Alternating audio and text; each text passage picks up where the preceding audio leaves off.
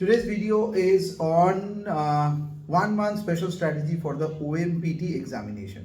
So OMPT always tries to check your tenacity, and remember that in the last, it's in a 1 month special strategy, I divide this thing into three parts: 15, 10 and 5. First part, foundation and the coverage plan. 10 days is for the goal oriented practicing, and 5 days is the ultimate relaxed revision portion.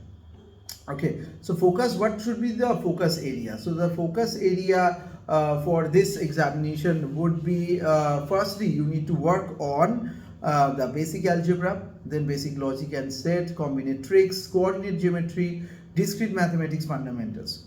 You can solve topic wise questions and attempt sectional mock test and also analyze the mistakes carefully.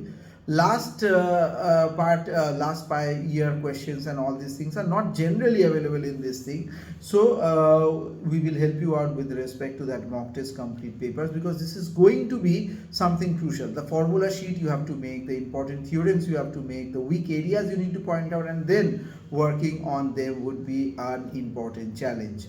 The 3-hour concept study to 2-hour practice to 1 hour error analysis. This is the thing. So what you need to avoid here, there are some traps like new books at the last moment will come to you, new or random YouTube hopping, or last night panic study. So this you need to avoid. Yeah, you may think that I may flunk in the examination, but this will make your flunking definite. So OMPT doesn't test how much you read, it tests that how clearly you think under pressure.